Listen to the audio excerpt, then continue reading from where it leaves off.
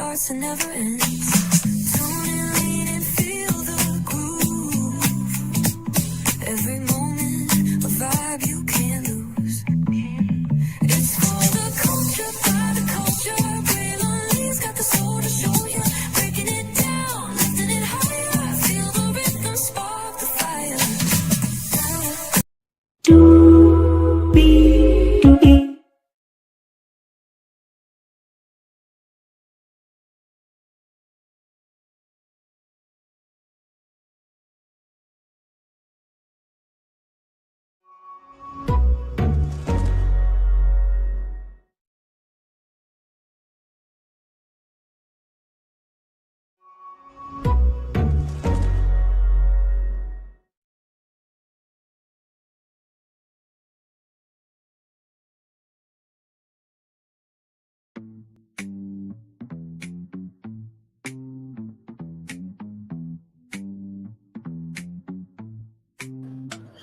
Well, hello.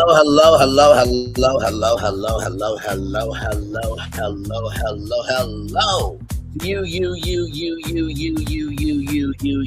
and you. Welcome into another edition of Braylon's Virtual Tour Live. We are live on tour. Glad to have all of you here in the building with me. We got a whole lot to talk about and a whole lot to get through because the Department of Jackhammering has approved the Paramount Bros Discovery Media Company merger, but it is not a done deal yet. But because the Department of Jackhammering has approved it, we are going to talk about, is there synergy here or not? And in addition to that, got some other things I want to say too. So let's get to it because higher is way, low is available. But either way, we gotta go on to it. Yes, indeed, we do. Let me take down this iconic intro here.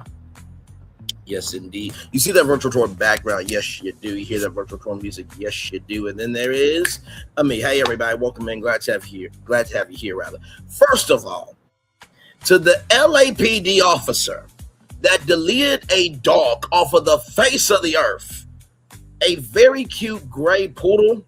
May you get 7 across the ass.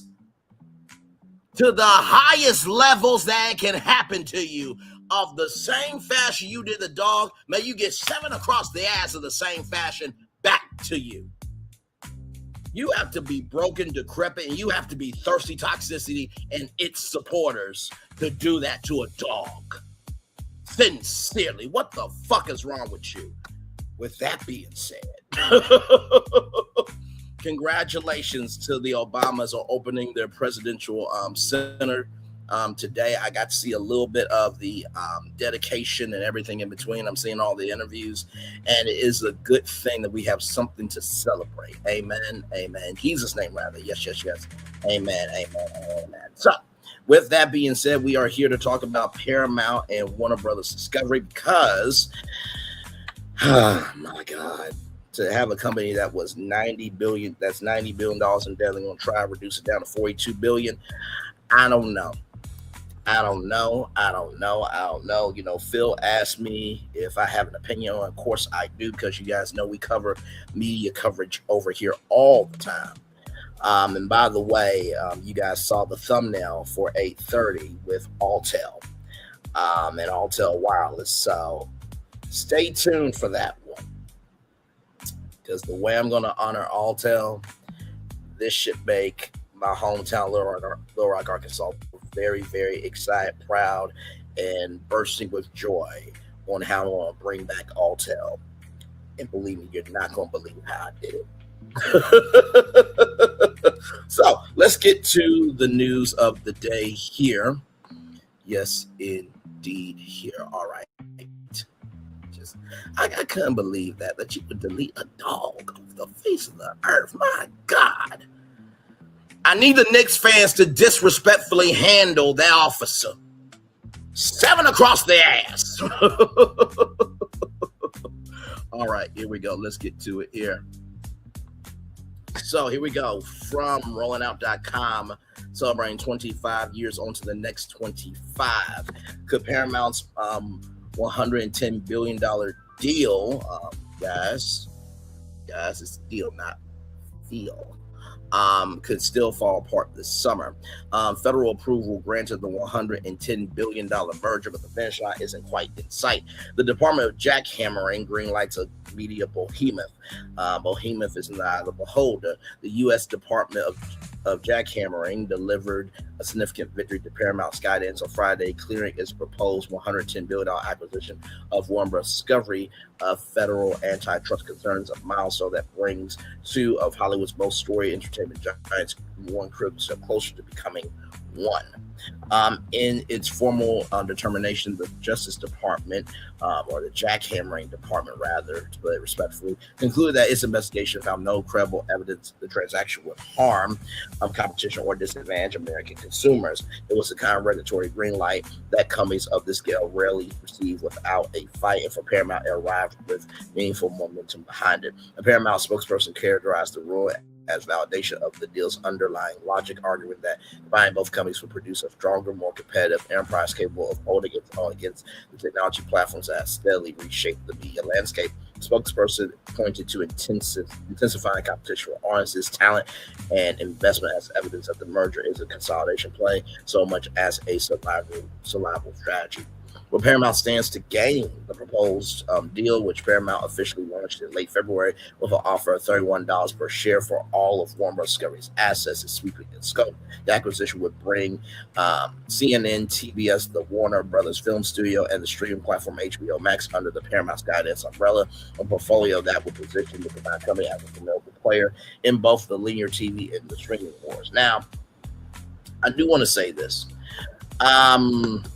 Larry Ellison and David Ellison, great Warner Brothers Discovery in order to get this for Paramount. Just know that. They did a very hostile bid for this. And here's the thing, right? I remember when we covered, I think it was when David Ellison was talking about reviving MTV. He was talking to the music industry about it. They said in the article that I read that they were not going to try to invest into any new programming. They were going to invest in the digital platforms. Give me one moment. Give me one moment here.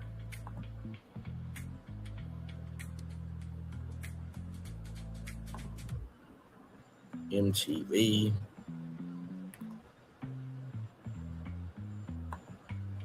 Let's see here. Where is it here? Because we did talk about this. We did.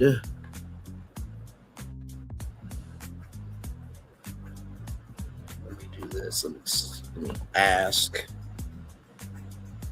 Summarize.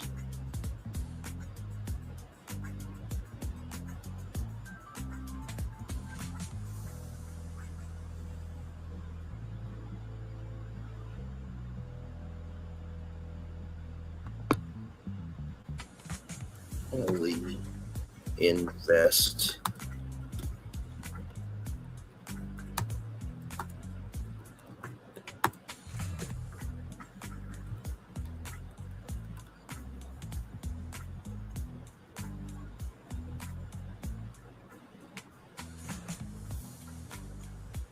let's see here, because there was a part of the article.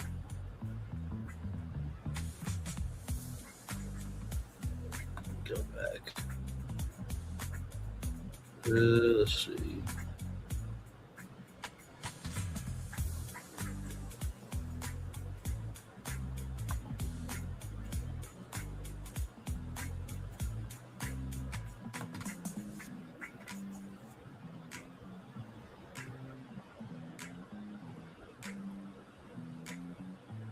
Because there was a particular line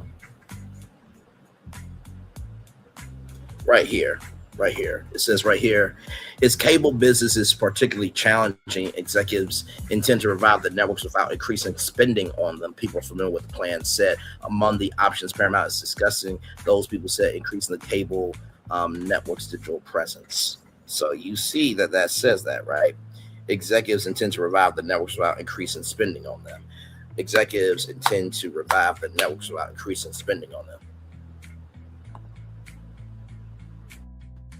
So you mean to tell me that you're going to try to bring in another company and you're not going to invest money into the networks you already have? So you're going to buy another company not to invest in those. So they're going to be dormant networks, essentially, lame duck networks. I mean, you might as well make them honey baked hams and put them up for sale at that point. Just keeping it a buck. But hey, listen, I'm just a black man talking on YouTube.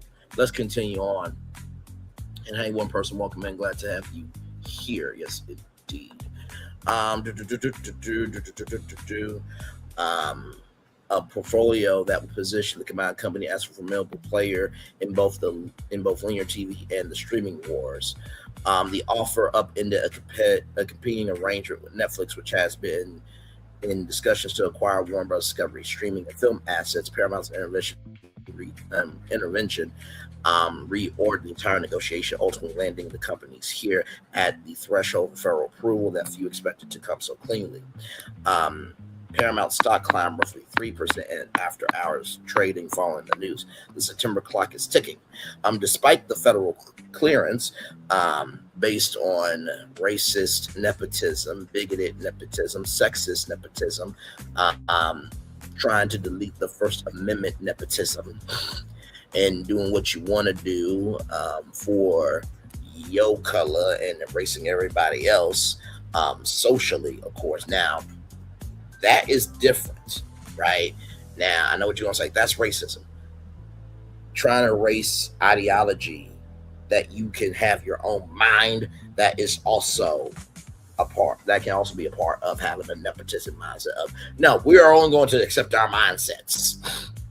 So being exclusive or having excluding ideology can also be a bad factor here. The road to closing remains uneven. Paramount CEO David Ellison has been candid with investors about the timeline staying during the company's April earnings. Y'all had an earnings call, even though y'all company has $90 billion worth of debt. Oh my, trying to reduce it down to $42 billion, but it's still with a B. The debt is still up in the billions with capital B on it. Okay.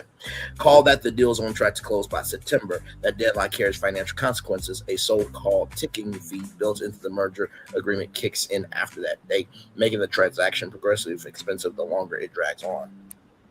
Warner Bros. Discovery shareholders have already voted to approve the deal, removing one significant variable from the equation, but the others remain.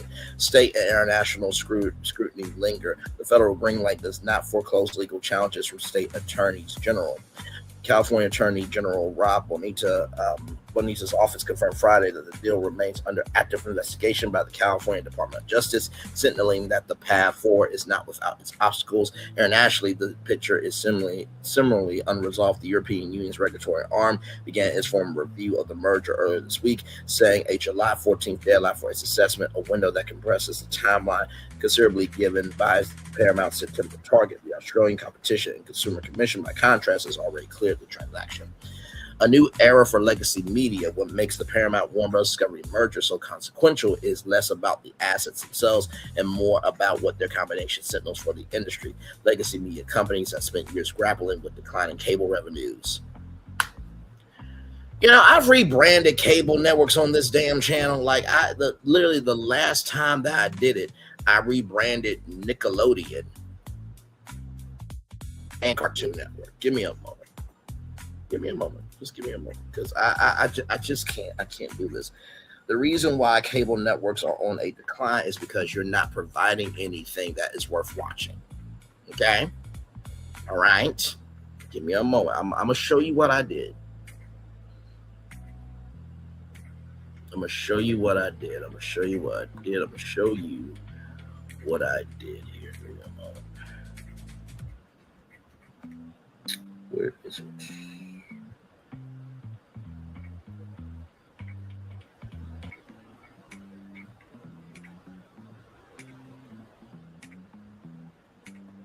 Okay. So I want y'all to see these. Okay. So I did Nickelodeon and Cartoon Network, right? Because there was an article from Core Cutters News .com saying that that Warner Bros. Discovery could sell Nickelodeon or Cartoon Network or sell both, right? So let me just show you what I did here with Nickelodeon. Here we go.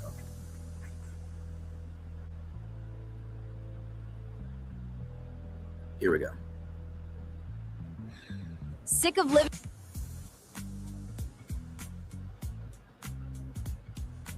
in a big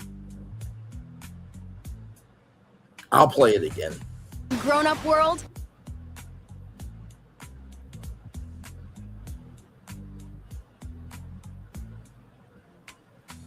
It is time to turn up the welcome to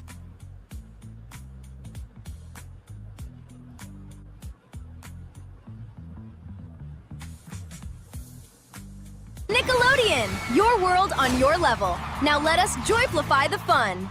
Okay, one more time. Sick of living in a big grown-up world? It is time to turn up the welcome to Nickelodeon, your world on your level. Now let us joyflify the fun. One more time for the one more time. Sick of living in a big grown-up world? It is time to turn up the welcome to Nickelodeon, your world on your level. Now let us joyflify the fun. Now you're probably wondering, Bray, how did you come up with that? Well, the adults get information on their level, so why not kids? And why not amplify the joy of what it is to be a kid? Very simple. Now, Cartoon Network, a little bit different, right? Just a little bit different. And when I was trying to think of what to do with Cartoon Network, I was like, what is the one word in Cartoon Network? CART, C-A-R-T. CART stands for Creating Adventures and Rallying Everyone Together. So check out this commercial right here. Okay, here we go.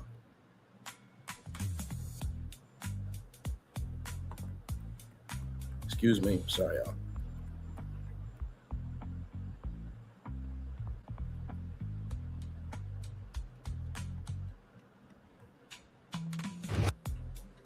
Are you ready for that cart energy? Unleash your wildest imagination. It's time to rally the whole crew together. Cartoon Network. We are about that cart energy. 2 more times. Are you ready for that cart energy?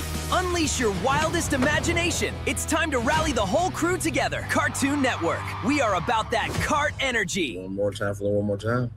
Are you ready for that cart energy? Unleash your wildest imagination. It's time to rally the whole crew together. Cartoon Network. We are about that cart energy. See, you actually feel something from those. All these networks need is a brand strategist to sit down and go through each network to see if there can be a new identity. Give him a moment, y'all. I'm frozen. There we go. All these networks needs is a couple brand strategists to sit down and see what each network can bring to the world of media, culture, entertainment, and give them a direction that people can not only have the how can I put it? Because I always say the two things that determine companies' rise or demise is the availability and accessibility of the brand. You need to be able to figure out how these networks can have a brand that can not only be available for everybody to understand, but you also make different ways for people to access that brand. That's all you got to do. But let's go back to what this says here from this Wall Street Journal article here. It says right here, executives intend to revive the networks without increasing spending on them. People familiar with the plan said. Among the options Paramount is discussing, those people said increase the cable network's digital presence. Here's the thing, right? You cannot have a digital presence if there's nothing on TV that's bringing them in. You already, for example, with MTV, they deleted the entire archive of MTV News. Exactly. So what are you going to do now? Can't do nothing with that. I've been saying that MTV needs to change from music television to movement television to be more of a general entertainment, pop culture, media brand. Just keep it a buck. Child, let's listen. Let's keep listening to this article, rather. What makes the Paramount Warner Bros. Discovery merger so consequential is less about the assets themselves and more about what the combination signals for the industry. Legacy media companies have spent years grappling with declining cable revenues, the fragmentation of audiences across streaming platforms, and the rising influence of technology companies and in the content economy. By joining forces, Paramount and Warner Bros. Discovery are betting that scale is the answer, that a larger, more diversified entity can negotiate from a position of strength in a marketplace where rules are being rewritten in real time. For now, the Department of Justice, or rather the Department of Jackhammering, has indicated that it agrees the bet is worth taking. Whether California, Europe, and the calendar cooperate is the next chapter's child to CNBC. So let's look at the brands here. Okay, so you got 5, you got BT, you got CBS, you got CBS News, MTV, you have Comedy Central, you have Country Music Television, you got CBS Sports, you have 10, that's overseas network, you got Nickelodeon, you got Paramount Plus, you have the Paramount Network, which used to be Spike TV, you have Pop TV, which is just basically a dormant channel, or dormant network, rather. You got Pluto TV, Sports Entertainment, Paramount Pictures, that's their movie studio, Showtime, which they folded into Paramount Plus. And can I be real with you? More people probably watch HBO Max than Paramount Plus. Like I said, you got Survivor, Big Brother, The Amazing Race. You got Beyond the Gate. So you have some hits, but it's not in the people's lexicon like that. Skydance Animation, Skydance Games, the Smithsonian Channel, and TV Land, right? And then you have Warner Brothers Discovery here. So you have HBO. You have Warner Bros., you have HGTV, you have Discovery. Now, for those of you who don't know, if Netflix would have got it, right? Now, one of the people at Netflix said that we are not going to work with theatrical actors, even though Netflix has won Oscars. So make that make sense, right? But what would have happened if that deal went through was Warner Brothers, the streaming and film part of Warner Brothers went over there, and then the cable networks would have been Discovery Global, just like Versant is the cable spinoff of NBC Universal, right?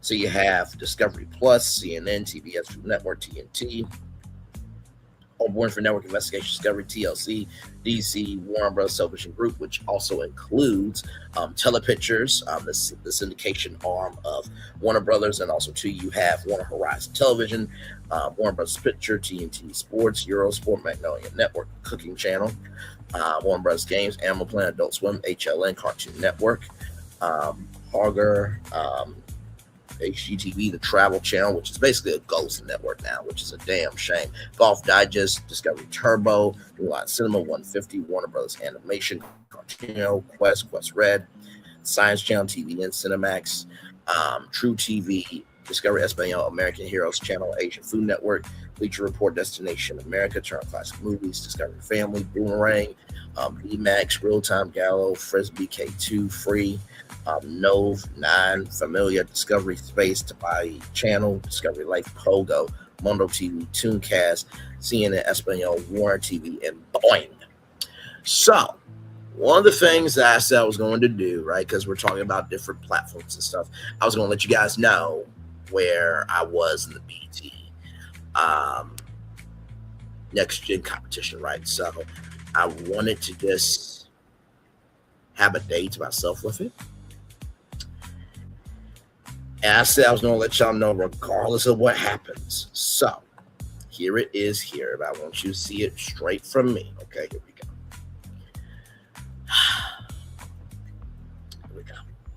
Hello. Thank you for your interest in BT Next Gen and for taking the time to apply for the 2026 cohort. We are incredibly inspired by the passion, creativity, and ambition reflected throughout this year's applicant pool.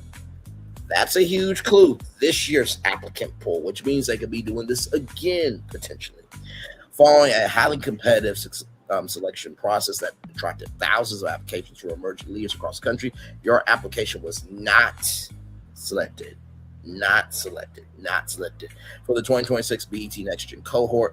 While your application was not selected for this year's cohort, we want you to know that your interest, ambition, and entertainment and commitment to pursue a career in entertainment to pursue a career in media and entertainment did not go unnoticed. We sincerely appreciate your interest in BET and the time and effort invested in your application. We encourage you to stay connected with BET and apply for future opportunities as they become available. Thank you again for your interest in BET Next Gen, and we wish you continued success in your academic and professional journey. Best BET Next Gen team. So, when I saw this, it came in as a notification. I'm like, you know what I mean? Because obviously I wanted to be a part of it, but of course I got denied. But just because you got denied doesn't mean that your dream has been delayed. So congratulations to everybody who was a part of the BET Next Gen program. And like they said, this year's applicant pool, that is a huge clue to me that BET could be doing this again. And you know what? I gotta tell you something. I really am proud of the application that I put in, because I gave them all of Braylon. I let them know, hey, I really do love BET. I think that BET needs to be around. As you can see, what is going on in the world. And honestly, it would have been amazing to be a BET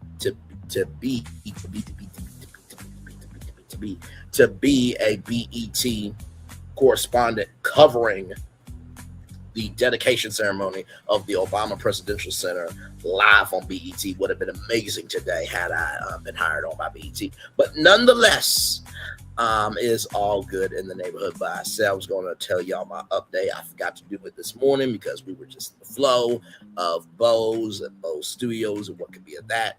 And by the way, like I said tonight, 8:30, Alltel, we're talking about it. Wait till you see how I'm going to bring back Alltel. You're going to be like, what? And what? I promise you. So, with that being said, right, we know that BET was up for sale at one point in time. We do know that. It was, I believe it was P. Diddy before he got found out for the piece of shit he is. Then it was Tyler Perry, it was Byron Allen, it was 50 Cent, it was Kenya Barris, it was Shaq as well. It was Group Black. We didn't really hear any females putting in their bid for BET, but BET was up for sale at one point in time, and that also would have included VH1. Now, for those of you who are saying, well, VH1 is under MTV control, that was true back in the day. But VH1 moved from MTV control to BET control many, many years ago. But also, too, that would include the sister networks of BET Her, BET Soul, BET Gospel. And in addition to that, that would have included BET Studios. Now, personally, I believe to sweeten the deal that they should have added the Paramount Studios backlot and rebranded that to BET Studios. But of course, that is a very historic location, and Paramount Studios is very important to the future of Paramount Skydance, now known as Parabros Discovery Media Company. That's not their name. I'm just being Braylon, okay? So, with the fact that we do know that some networks like BET, Cartoon Network, and Nickelodeon were up for sale, I made it do what it do. So let's look at this here.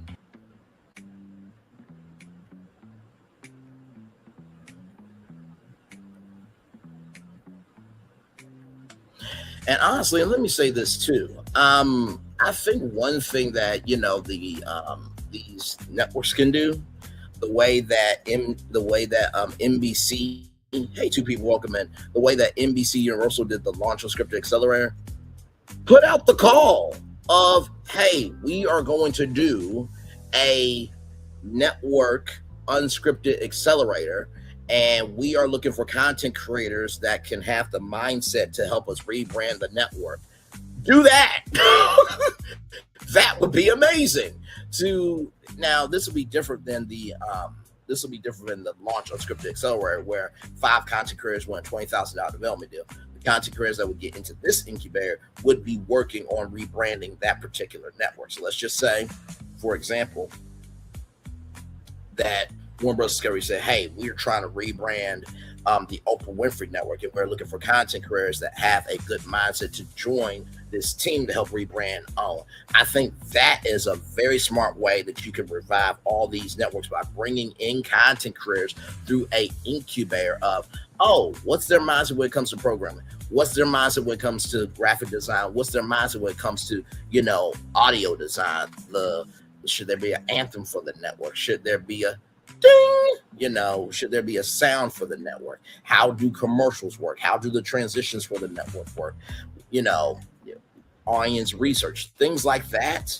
I think that would be extremely helpful for Paramount and Warner Bros. Discovery, right? So let's continue on here.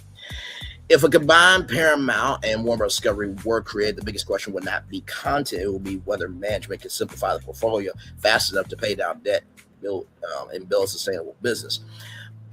Networks that directly overlap: CBS, TBS, General Entertainment, Comedy Central, Adult Swim, Comedy, Nickelodeon, Cartoon Network, Kids and Family, CBS News, CNN News, MTV, TNT, younger audiences, Paramount Plus, and HBO Max premium streaming. Now, I'm going to say this. Warner Bros. Discovery will definitely keep Paramount, Skydance, Warner Bros. Discovery will definitely keep CBS. They will definitely keep that. If anything, I think what will end up happening is all the shows that can't go to CBS will go into TBS. I think that's what will happen with that. Adult Swim is not really a network. It's more of a programming block on Cartoon Network. But I do think that Comedy Central does have some more prestige there than Adult Swim. I think Adult Swim is more for the millennials and some Gen Z watch Adult Swim, but really it's for the 90s kids, right? Nickelodeon, Cartoon Network, we talked about that already. I think if both of these networks, if Warner Bros. Discovery, Paramount, Skydance was trying to figure out which network to sell, I think they would probably sell Cartoon Network before Nickelodeon because of that prestige at Nickelodeon. My God, they would be stupid to sell Nickelodeon. I already told you who I think would get the net. I already told you who I believe would try to buy Nickelodeon. I think NBC would try to buy Nickelodeon because Nickelodeon and NBC already have a great partnership with theme parks. So, by the way, shout out to the Universal Kids Resort that just opened up as well. Or we should be open up now or next month. CBS News versus CNN.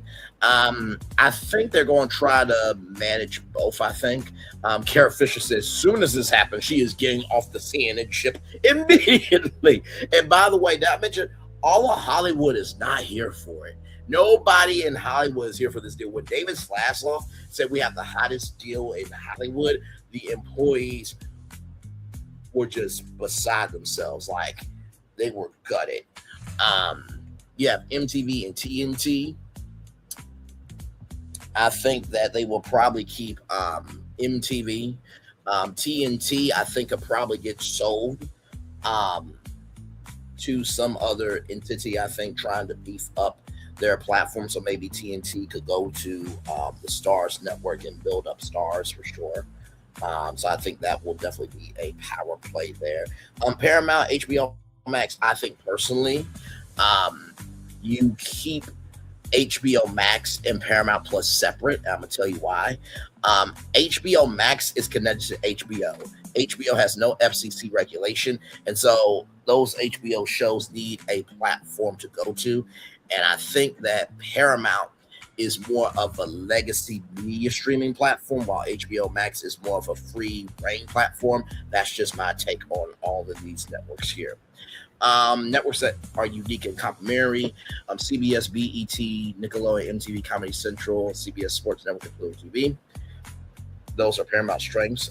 Warner Bros. Discovery strengths: CNN, Discovery Channel, HGTV, Food Network, TLC, Investigation Discovery, Adult Swim, Turner Classic Movies. Now, it's interesting that in this, you see Paramount strengths has BET. You don't see the Oprah Winfrey Network as a Warner Bros. Discovery strength. That's interesting. These are actually complementary rather than duplicative. Warner Bros. Discovery dominates home, lifestyle, home, food, and nonfiction. Paramount dominates broadcast, youth culture, and black audiences. Networks I would keep tier one. Core assets must keep CBS, CNN, Nickelodeon, BET, Comedy Central, Cartoon Network, Adult Swim, Food Network, HGTV, Comedy Central, TNT, and CBS Sports Network. Like I said, I think if they if they really want to figure out what to sell, I think they'll probably sell Cartoon Network.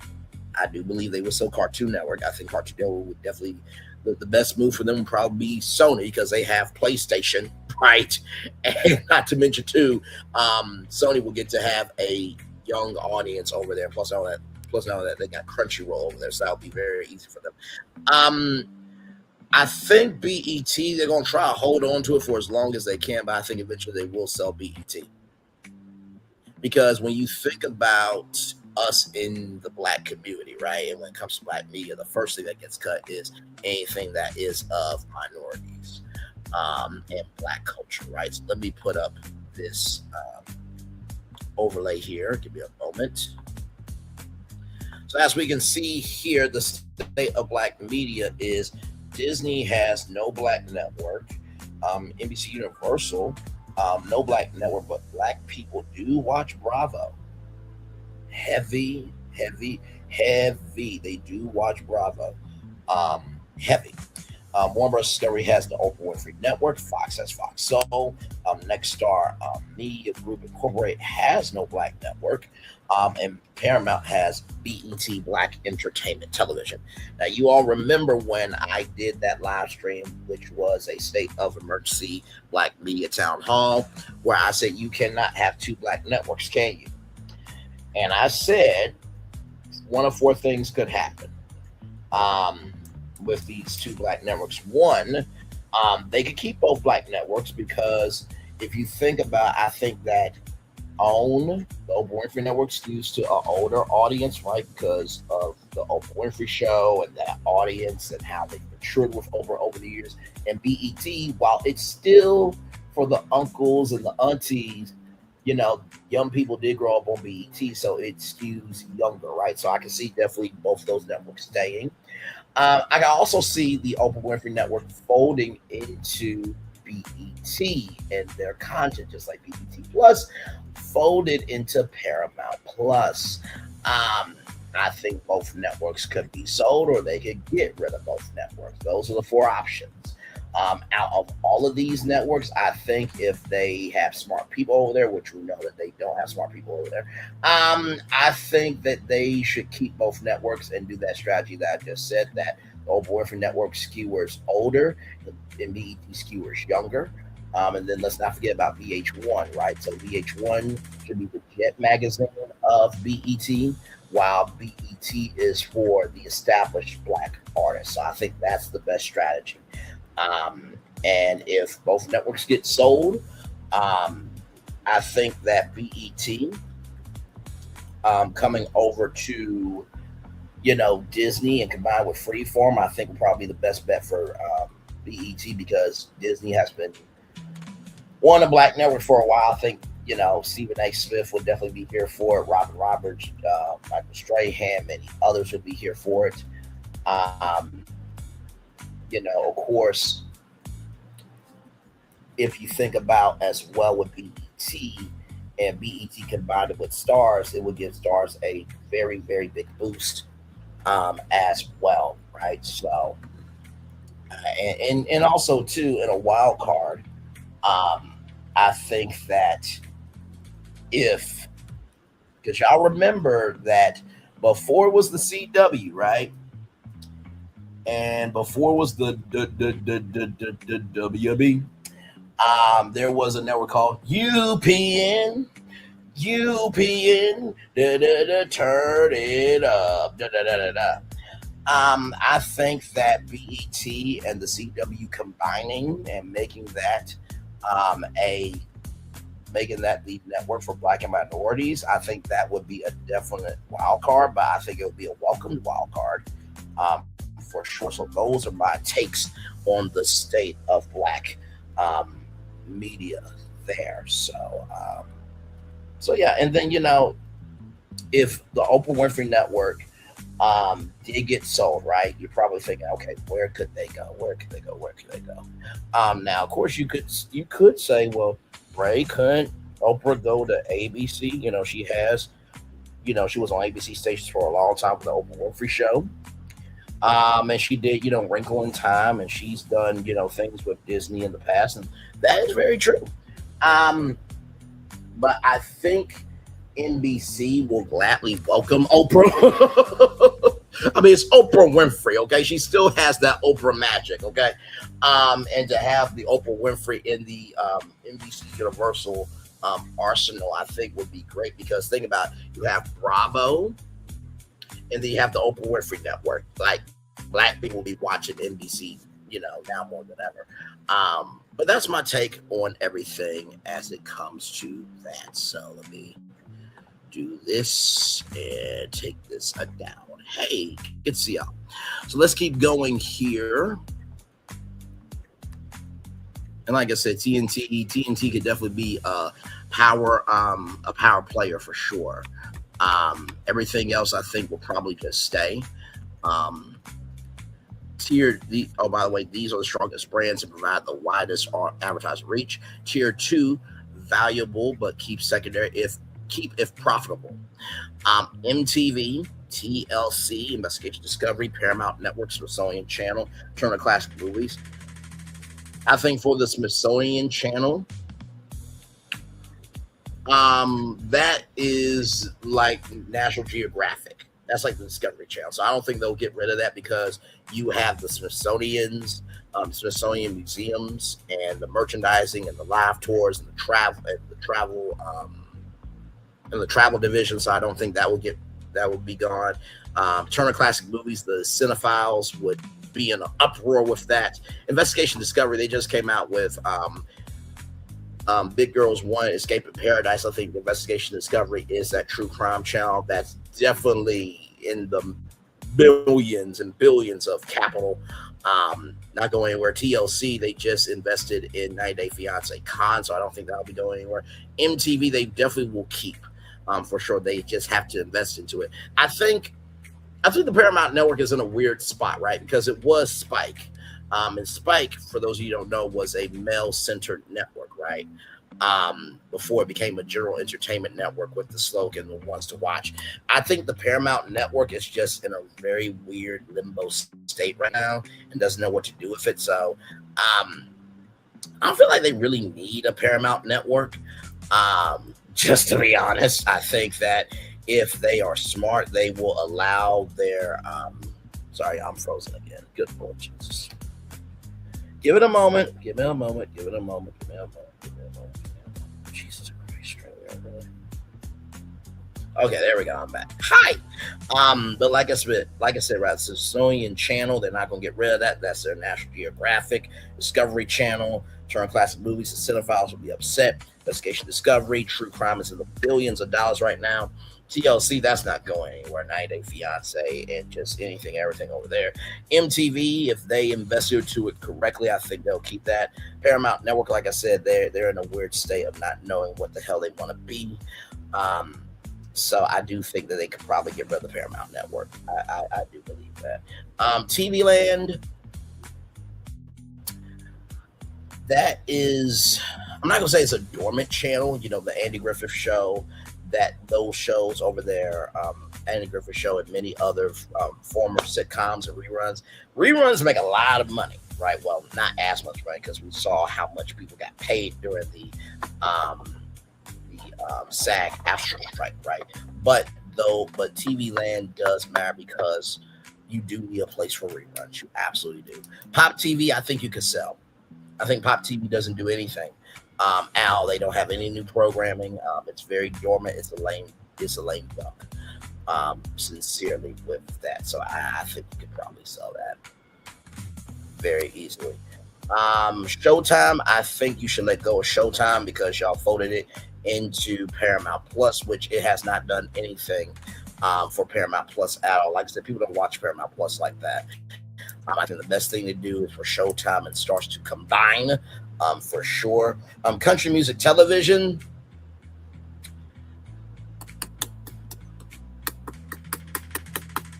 I think they will keep that. That's the only network that really has a reach to the country music industry. And like I said, I don't even know what network would honestly accept them. let me look at my media map real quick. Yeah, I mean, if CMT could be sold now, this is just a wild guess here. I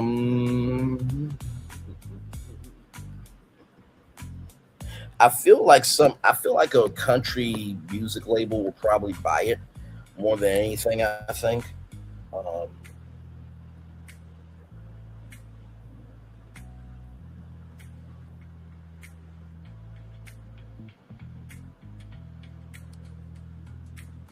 was also about to say maybe the Grand Opry maybe would buy it. I don't know. Let me see something. Where is my phone at? Where's my phone? My phone. Sorry, I'm trying to find my cell phone. Oh, there it is. I got it. Nope. Come here. I got you. All right, here we go. Okay, let's see here. What is the net worth of the Country Music Hall of Fame and the Grand Ole Opry?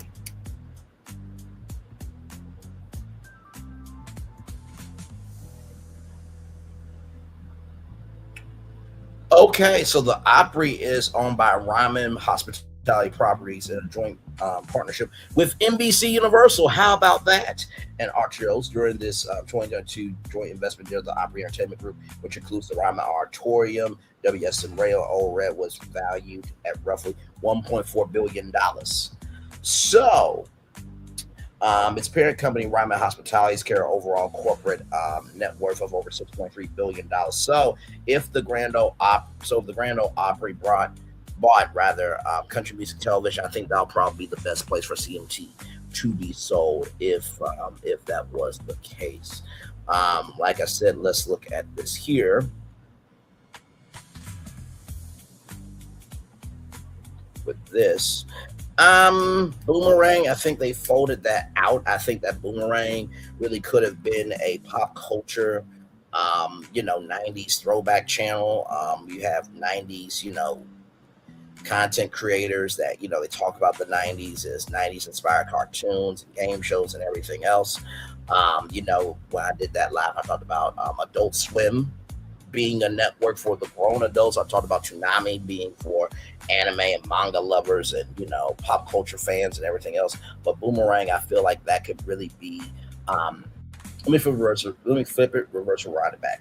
Instead of Boomerang being for like 90s kids and stuff, because that's what Toonami would be, I feel like make Boomerang the platform for new animators trying to come into the animation industry. That would be your experimental animation television network. I think that's what you should do with that. True TV. I think True TV is supposed to turn to TNT Sports. I think True TV could be a force multiplier in the media landscape. Try to see what else here. Travel Channel. Travel Channel just needs the right partnership to bring the Travel Channel back to its glory days, because right now it's a damn ghost network, and there's only so many ghost stories you can tell. HLN, if I was wealthy, I would buy HLN, the faculties, and I would definitely make that a pop culture entertainment news network, because there's not a entertainment news network on TV right now that does 24/7 entertainment news. But also too, y'all guys remember the Black News Channel, right? I would definitely make that Black news network for sure. Hire Black and minority journalists. I would definitely do that. The Cooking Channel. So here's the thing: the Cooking Channel and Food Network, right? Out of both of those, I think I would keep the Food Network and sell the Cooking Channel. I'm just being honest with y'all. I'm calling it like I'm seeing it. Like I said, TBS, I think they will keep TBS. That will be a general entertainment network. So those are the networks that I see there. Magnolia, that's from Fixer Upper. That's pretty much another version of HGTV, essentially, with lifestyle content. So, and it sounds like I'm being mean when I'm reducing these networks down, but because I study the industry all the time, I can just call like I see it. Networks I would sell or shut down: True TV, HLN, MTV2, MTV Classic, BET Gospel, BET Jams, BET Soul. That will also include BET Her Team, Nicktoons. Nicktoons, I would buy Nicktoons if I'm NBC. Definitely, because you already have some Nicktoons already over in the Universal Parks. Like I said, Logo, which is an LGBTQIA plus community channel. Flicks and the Movie channel, I think. Yeah, I would sell those as well. Teen Nick, I would probably bring over to NBC and let Gen Z run it, and then of course I would make Nickelodeon as well. Bring Nickelodeon Studios back to Universal Orlando Resort. Like I said, BET Gospel, BET Jams, BET Soul definitely could amplify. Could definitely amplify Stars, could amplify the CW to make that a black broadcast network, which would really be the only black broadcast network in all of existence.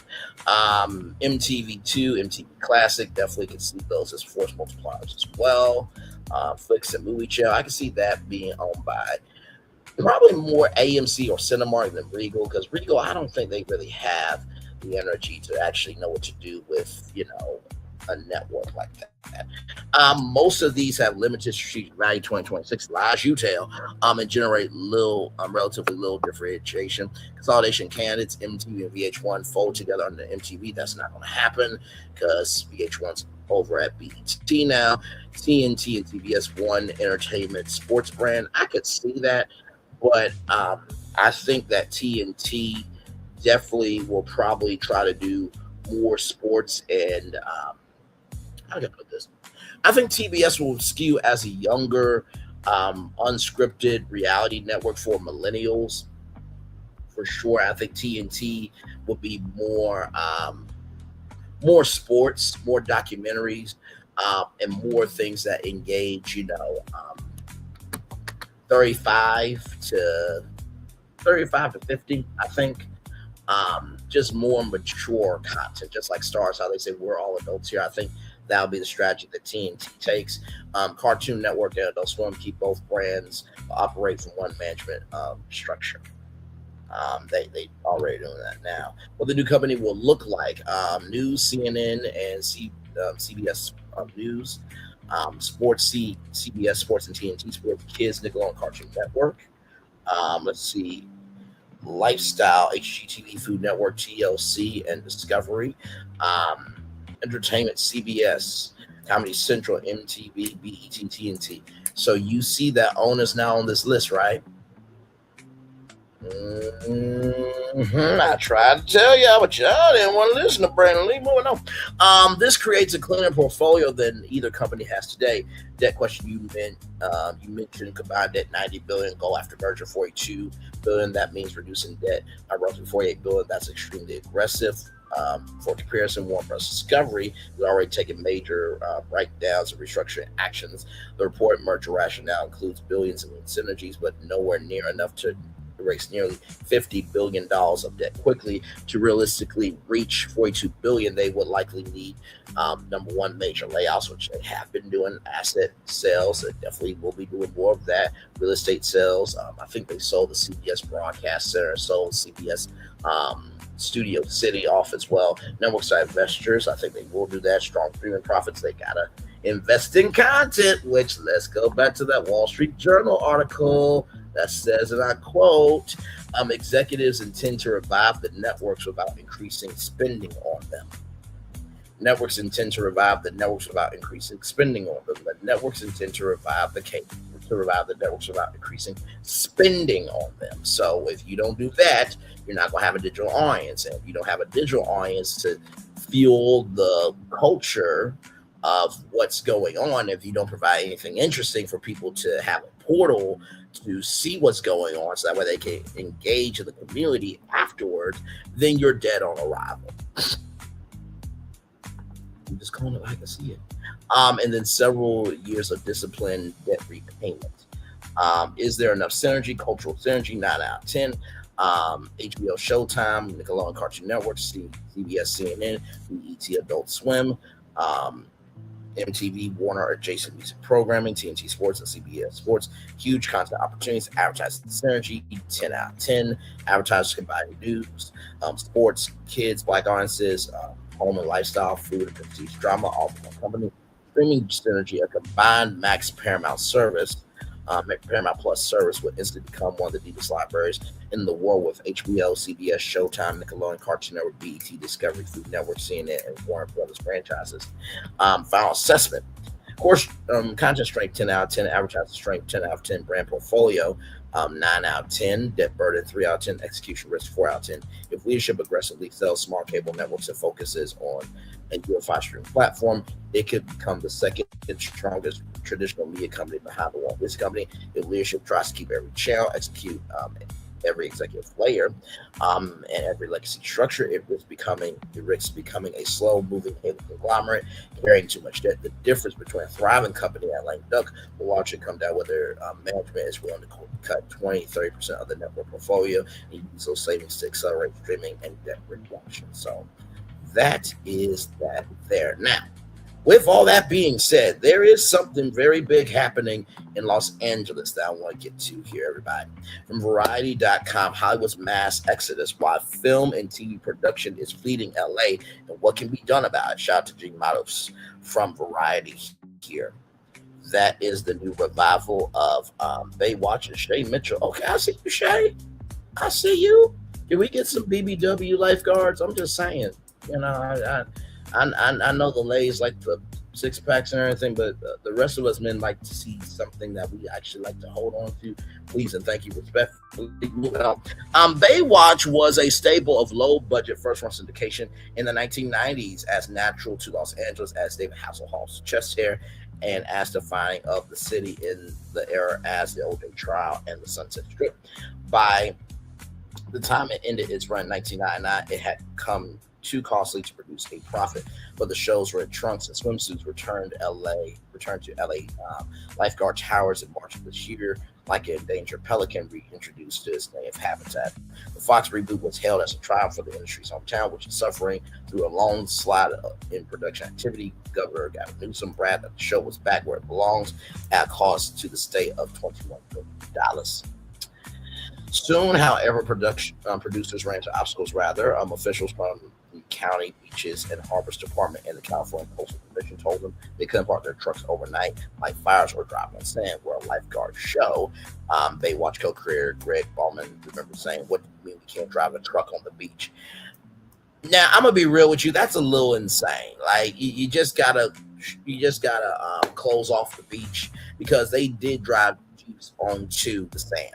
Okay, so let's quit being stupid here. Suddenly, the show was at risk of becoming the wrong kind of symbol. This one, a victim of LA's tangle of regulations. No one in power, not Newsom or LA Mayor Karen Bass, wanted to read the headline about Baywatch bailing out Los Angeles. When elected leaders were summoned to the Fox lot to smooth things over, the show had all the leverage. After a while, you have to sit down with the right people and say, "Do you guys want to have the show here or not?" Bowman says. Los Angeles has been the world's entertainment capital for 100 years and still has an unmatched concentration of talent infrastructure. But in an age of globalization with easy international travel and communication, well, I mean, it would be easy if everyone else didn't vote for a racist, sexist, bigot, a person that causes division and carries thirsty toxicity energy, like thirsty toxicity its supporters. We would be all good here. The city is losing its edge. And I love this cover because, as you can see here, this is a postcard, and this person is jumping out of the postcard in Hollywood. Very well done symbolism, variety, very well done.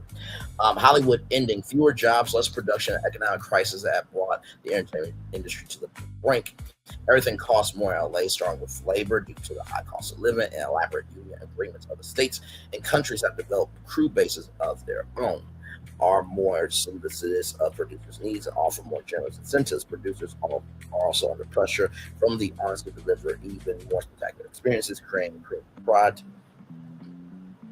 Enterprise often means going overseas. These streaming trends, rather, have been underway for 20 or 30 years, but since the end of the streaming bubble in 2022, America has lost 73,000 production jobs, two-thirds of them in Los Angeles, bringing the issue of foreign competition to a rapid boil. In a chaotic race for LA mayor, the candidates have clashed over who lost Hollywood. At a debate in May, Councilmember Nia Rahman accused Bass of failing to cut red tape. That's what happened in Baywatch. She said the city and the county weren't talking to each other. Spencer Pratt, the reality star, could see it last week, bemoaned the sorry state of California's incentive program. Even Massachusetts has better tax credits than Hollywood. The contenders for governor are also bound to show that they can provide the industry with the right package of incentives. Newsom doubled the state program to $750 million in 2025. Everyone seems to agree it should be more, maybe a lot more, and that should cover the above the line salaries for actors, writers, and producers, including television hosts. Let's not forget them too. In my understanding, California's rebate is one of the least beneficial for anybody who is financing motion pictures and television, says Charles Robin, co-founder of Atlas Entertainment, producer of Oppenheimer and Wonder Woman. It is capped. It has no above the line. But the state can only do so much to compete with the 81 countries that have embraced filming as an economic development tool. The United Kingdom alone spent $2.2 billion on film and TV subsidies in 2024, and national incentives are often stacked on top of local rebates.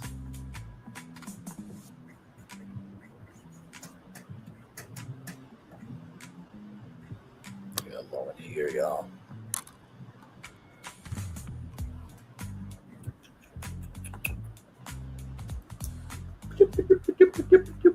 Hey, two people, welcome in. Glad to have you here. Just talking about some Hollywood stuff. Glad to have you here. California went into this knife fight without a weapon. Now folks are breaking pals, said Xavier Barreca. The Democratic gubernatorial candidate, who is the favorite to succeed Newsom. As she runs for re-election, Bass has been able to walk a fine line between projecting confidence in the city's ability to retain production and lobbying for more federal help for Hollywood. I don't feel like we're going to lose our industry, Bass says, knowing that studios networks are still grappling with the business changes brought by the streaming revolution. This is where the career economy can help, but y'all are very slow to respond. Okay, all right, moving on. When all that sells, I feel confident we can maintain our industry. Once a pipe dream, the idea of a federal film subsidy now seems like a real possibility. In order to save this industry in America, we need to be competitive with tax credits, says Senator Adam Schiff, the California Democrat who is working on introducing an incentive bill in Congress. We have a lot of influence around the world as a result of American film and TV. We don't want to lose that soft power. Advocates warn that unless the United States responds to foreign subsidies, Hollywood is at risk of becoming Detroit. Oh, not too much on Detroit. Not too much on Detroit. Actually, let me show you the greatness of Detroit. We're going to take this break so I can show you this, and then we'll be back rolling.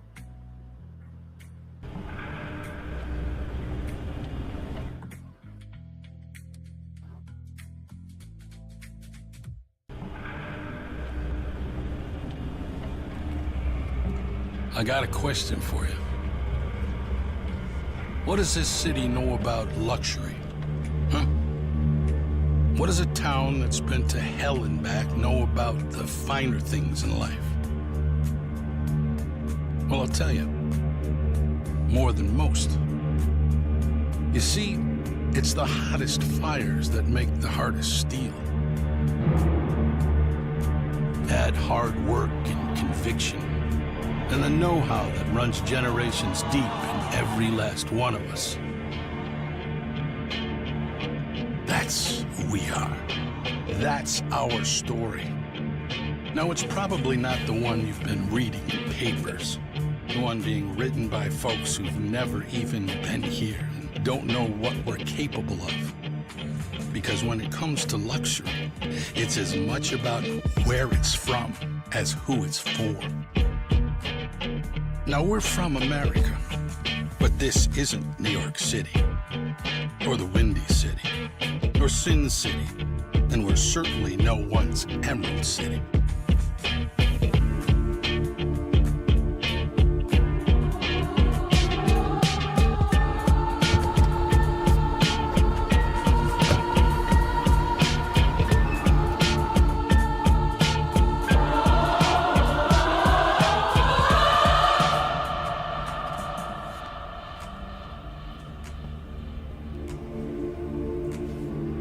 This is the Motor City. And this is what we do.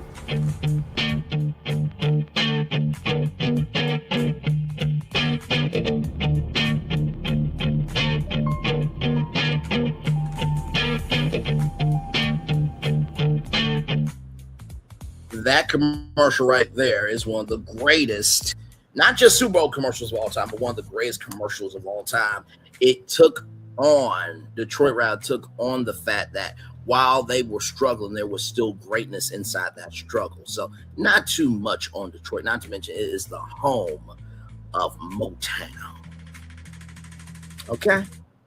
You know about Motown, you know how Motown impacted the music industry. Moving on. Which the music industry is in Hollywood. Shocker there. Which has bled jobs. I'm sorry, y'all. I have to laugh at it because it's just like, do y'all not know how much like it costs to like put music into films and stuff like that? So like, come on now, like really, come on. Which has bled jobs as all makers pursue lower wage labor and generous incentives in other states and abroad. And we actually did talk about that of Hollywood becoming Detroit. I think it was an article from Hollywood Reporter, if I'm not mistaken. We covered that here on Braylon Lee's Virtual Tour Live. Let's continue on here. This is supposed to be the film capital of the world, said Noel Stefan. I'm a co-founder of the Grassroots campaign, the Grassroots group Stay in LA, at a rally for Rama's campaign. It should be the cheapest and easiest place to film. In fact, it is the most cumbersome and the most expensive. That cannot continue. If we don't do something quickly, this is going to become the next Detroit. Would y'all quit saying that shit? Good damn. Detroit is not that bad of a damn city. And there's crime everywhere, okay? Just stop it. Stop it. That's like Chicago. Oprah went to Chicago, and for 25 years, Chicago was okay. Wasn't the best, it was the worst, but damn it, Oprah made Chicago so. Right, Michael Jordan. So stop that shit. Mike Miller, vice president of the International Alliance of Theatrical Stage Employees, was raised in Cleveland, Ohio. He also sees a parallel of watching the demise of steel and rubber and automotive manufacturing. As I grew up, he says this is identical in many ways. We have an undeclared trade war that our government is standing by and watching happen. For every show like Baywatch that shoots in Los Angeles, there's another reboot that does the Rockford Files, the 1970s drama about a hard-boiled LA detective who will return to NBC next January. It's still set in LA, but it's filming outside of Atlanta. Little House on the Prairie, another mainstay of the 1970s NBC lineup, was originally filmed in Simi Valley. The version coming to Netflix in July was shot in Winnipeg, Manitoba in Canada. Canada offers a 16% labor cost on top of Manitoba's 30% incentive, though that was only part of the reason to go there. Produced by CBS Studios, Little House on the Prairie also benefits from lower costs, a favorable exchange rate, and available sound stages. Though not in America, Winnipeg was also a benefit creatively with panoramic vistas that resembles the show's Midwest setting. When the Michael Landon version was made, LA was the obvious choice, but it is no longer the default. Bigger screens at home, TV looks more and more like film and has the cost to match. Going abroad can make the difference between the show existing and not. These changes are accelerating. In the 2000s, Scrubs was filmed for 9 years in an abandoned hospital in the San Fernando Valley. The reboot is being made in British Columbia with producers shuttling north to keep tabs on set. It's an absolute creative bummer to me that I'm shooting that show in Vancouver, says creator Bill Lawrence. It was a shock to my system. I wasn't prepared for a show that existed. First and foremost, here to be cost prohibitive here. The economics can be even harder for feature Beetlejuice, released in 1987. What filmed in LA, the 2024 sequel was made in the United Kingdom. The Social Network from 2010, which I believe they're getting ready to make another Social Network movie, I believe, from 2010, was shot in LA and on location in Boston, Baltimore, and the United Kingdom. Social Reckoning, due out in October, was made in Vancouver. Spaceballs from 1988, shot in LA. Spaceballs 2 was shot in Australia.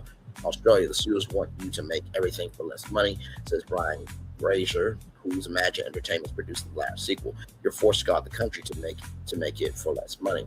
U.S. states that once poached California's production jobs are now falling behind as well.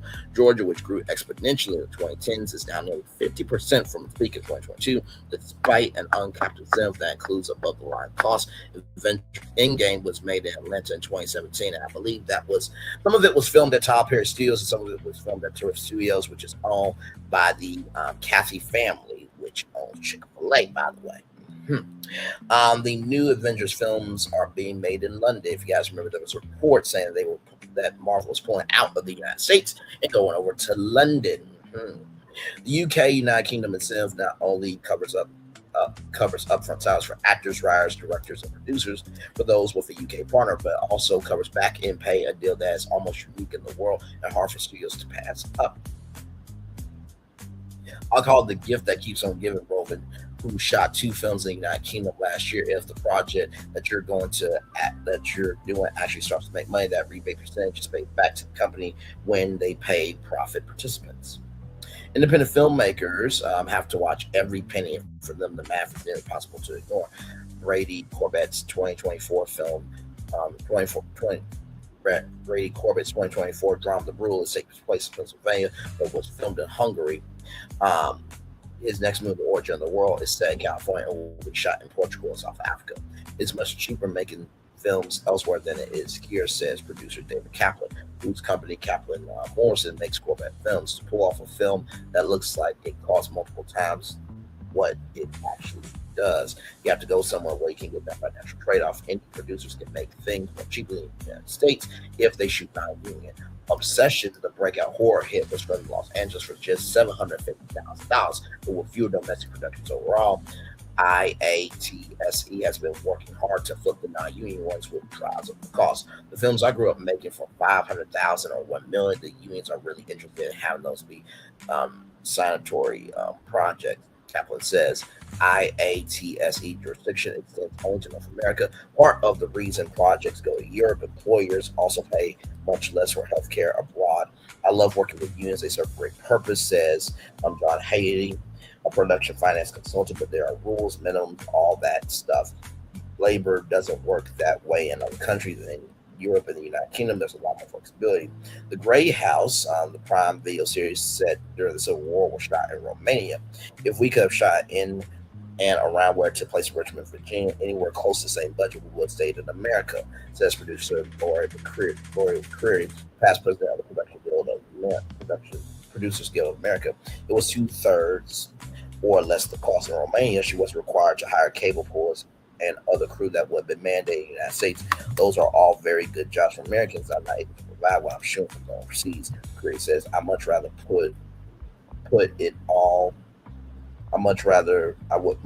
put all of these people to work in America. On May 4th, 2025, President 47 threatened to impose a 100% tariff on foreign-made films, likely both illegal and impossible. This idea was nevertheless taken in High West and encouraged inside, and least he recognized the problem. Ships circulated travel legislation that would create a 15% federal credit for labor costs, roughly equivalent to Canada's incentive. The Motion Picture Association put for 20% plus 5% bonuses for filming in a disaster area or enterprise zone. Due to the fires, all of LA County would qualify as in other countries. Federal credit would stack on top of state incentives. Plenty of Democrats are on board, but to get anywhere, the proposal needs bipartisan support. Representative Brian Jack, Republican from suburban Atlanta, is said to be one of the co-sponsors of the bill in the House.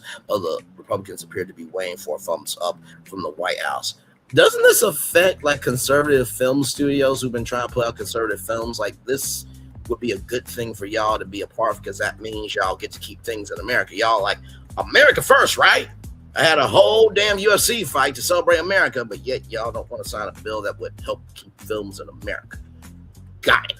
Y'all are just as dumb when y'all rejected Barack Obama's free community college for everybody across the country. Y'all are just that dumb. You're also just as dumb for taking away women's rights to their autonomy of their bodies. That's it here nor there. Let's move on. We've been working very hard to get an affirmative statement out of the president that he's open to Congress looking at federal incentives, says Scott Carroll, who was working on the issue with John Voight, one of 47's Hollywood ambassadors.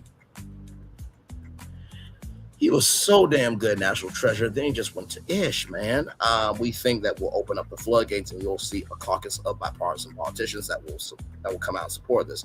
47 has embraced state support for farming, coal mining, and advanced manufacturing, and the U.S. subsidies of other industries as well. But he screwed the farmers as well. Do your research on that. I was not asking for social treatment. Representative Laura Freeman, Democrat Burbank, said at a hearing in March, this is something that's standard in the United States across industries that we have determined that we care about. For now, no bill has been introduced as of June 4th. Schiff says his colleagues are weighing on smoke signals from the White House. Supporters hope that if Democrats take control of Congress, the push for a federal Senate could be a rare area of cooperation. Of cooperation next year. This is good for the economy, said Zachary Levi, who voted for 47.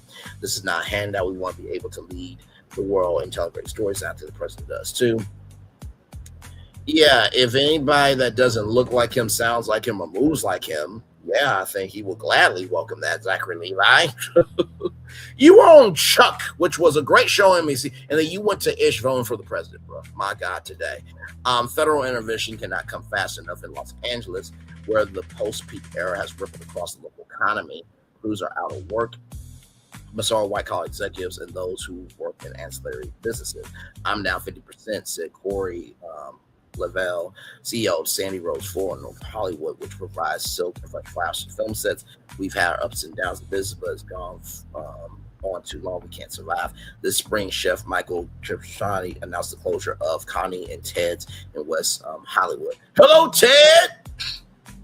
Alone from night to night, you find me. James Brown.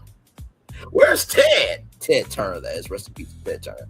One of a wave of restaurants to shut down following the 2023 writers and actors strikes. We had a lot of crew folks that were regulars who simply were not, who were not able to afford to dine out the way they used to. Chris Johnny said, filming in LA has become sort of a cause of du jour, like freeing to bed or avoiding fur at this year's TV upfronts in New York. Members afternoon announced that a new show will be filming in LA, winning applause each time. Production Pro Route tallied 81 film and TV projects in California in the first quarter of 2026, down from the prior year, but still a lot more than anywhere else in the United States of America. Born to film in LA, the regional permanent office Hollywood remains the world's largest production hub, even if it sure doesn't feel like it to the creative community. So Harrison Ford and Lukita Maxwell in Shrinking. Studios will spend what it takes to shoot in Southern California when they are working with A-list stars who demand top talent and extremely skilled crews. The show, as far as the studio, sold to Apple with the understanding that it will only work if it was shot in LA, says James Weir, president of Suffolk's Point Great Pictures, which produces a series with Lionsgate.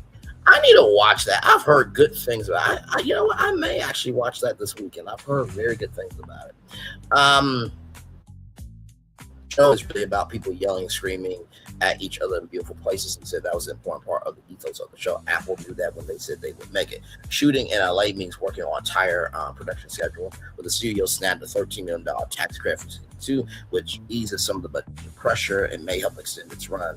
Showrunner Lawrence, who is making ABC Scrubs revival for Disney in Vancouver, is also producing 4 shows from Warner Brothers Television in LA.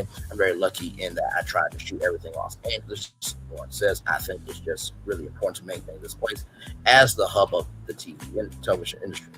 Stars like Harrison Ford, Shrinking, or Captain Bates, and Matlock can demand that a show be made here, and with state incentives, the math can work. California allots nearly $50 million per season to Lawrence's shows alone. Still, is not as though costs are going down. The current round of union negotiations, studios are hiking their health contributions considerably, making the United States even less competitive with countries that provide national health care. It's very hard to get around that, Miller said. Miller of IATSE argues that labor shouldn't be forced into a global race to the bottom. We can't turn the entertainment industry into a minimum wage job with no benefits just so we could compete with Bulgaria. He says our federal government has to acknowledge that and has to step up. Mullen agrees it's not like our labor here in LA is overpaid. They're fairly paid. He says if cost is the only factor, then every single production will lose something much bigger in the process. Despite higher costs, Hollywood still makes movies and TV shows. Detroit still makes cars, trucks, and SUVs, though with fewer people. It's oversold at the auto industry. Michigan, says James Hartman, director of physical policy at the Mackinac Center for Fiscal Policy. Michigan's the top producing auto state, and it's not especially close either. That's because Michigan decided to keep the auto industry, providing billions of subsidies over the last 25 years. The federal government has done it too. Shout out to Obama for bailing out the auto industry, seeing all jobs as value to the U.S. economy. In that sense, Hollywood isn't becoming Detroit so much as emulating it. Back in the late 1980s, Baywatch was birthed in part from Bowen's personal experience, as working as a Los Angeles County lifeguard. He remains partial to his hometown, but he's also a businessman. Over the years, he has lensed Baywatch-related projects in Hawaii and Georgia. He has considered doing the reboot in Australia or South Africa. Oh my God. Both have the requisite ingredients, beaches, and incentives, and both are cheaper places to shoot. But in the end, he chose LA. You have to really want to shoot in LA. He says it costs more money, but you have to find a way to make it work. This show belongs here. After Bowen's meetings with public officials earlier this year, the show has faced no parking or permitting issues. Actors can drive on the beach without even asking. The show got a 20% discount on city parking fees. I just saw the first cut. He says, I can't imagine having produced an episode of TV this good anywhere else in the world. So there it is there. CC says you can keep going in the same political party and wonder why nothing changes or gets better. You better wake up. Ain't the truth. So the creator economy, I think, definitely can help out with that. You think of unscripted television, and unscripted is a lot cheaper to produce than scripted, I believe, for Empire on Fox. I believe for Empire on Fox, it was about, $3 million per episode? How much did it cost per episode to produce Empire on Fox? Yeah, $3 million. So imagine, I think Empire had 15 episodes, I think. So let's do 3 million times 15. That's $45 million. Times 20, that's $60 million, right? So there is that there. So I think talk shows, game shows, variety shows, competition shows, watch party shows, Friday Night Live shows. I remember Live PD on A&E was very low cost to produce, right? So you have all of that. And then finally today, now this was a rumor, right? So for those of you who pay attention, we kind of figured out kind of earlier this would be a thing, but they officially confirmed it today. I saw this while I was just chillaxing. From Variety.com, Penskie Media Group acquires Fox Media Brands, creating digital publishing giant. From Variety.com. Here we go. PNC and Fox Media become one. Penskie Media Corporation has acquired the Fox Media digital brands, high-profile news and lifestyle hubs: The Verge, SB Nation, Pop and Sugar, The Dodo, Punch, and Thriller. So I'm going to, forgot Eater, The Verge, SB Nation, Pop Sugar, The Dodo, and Punch and Thriller. So let me do this here, because I'm going to show you how this is actually a good thing. Yeah.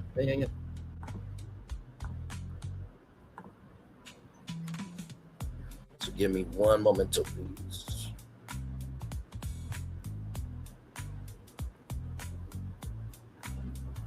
Okay. So just wait for it. Okay, let's continue on here. Okay.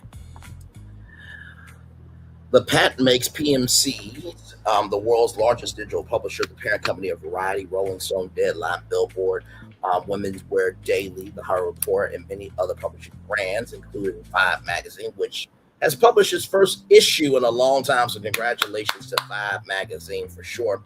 Has created a subsidiary, PMX. So Penskie Media, Fox, right? To house PMC's publishing portfolio, Ryan Paul, who is the president of Fox Media, will join PMC as the president of PMX Global. Let's see here. The deal follows the sale last month of New York Magazine, Fox.com, and the Fox Media Podcast Network to James Murdoch's system for a reported price tag of more than $300 million. Financial terms of the PMC Fox Media patent weren't disclosed, rather. PMC's acquisition of Vox Media Brands creates a formidable digital content platform spanning entertainment, music, sports technology, fashion, beauty, food, art, and luxury. PMX assets reach hundreds of millions of consumers every month. Its labels produce more than 300 live events per year. The brands continue to operate autonomously under the PMX umbrella, including the newest additions from Vox. PMC was already the largest shareholder in Vox before the acquisition agreement. I'm very proud to welcome this tremendous team and leading brands Penskie Media, said Jay Penskie, PMC Chairman and CEO. We have long admired these unique brands companies. I'm thrilled to welcome Ryan Pauly to PMC. Ryan is a top executive who has demonstrated a clear ability to lead, a clear ability to build lean technology and evolve media businesses, making him exceptionally well positioned to lead PMX next chapter of growth. PMX will also encompass the Rob Report, on Foreign Sport, Coast Sheet Media, Stylecaster Art News, FNNY, Vibe Magazine, Billboard Music Charts, and Beauty Inc. The Fox transaction brings expanded bundling opportunities for PMC brands. Fox Media's premium ad marketplace Concert is part of the transaction, as is Forte, the first party data platform that drives higher margin ad sales. Pauly will be based in New York and report to Penskie Craig Perlin, president of PMC.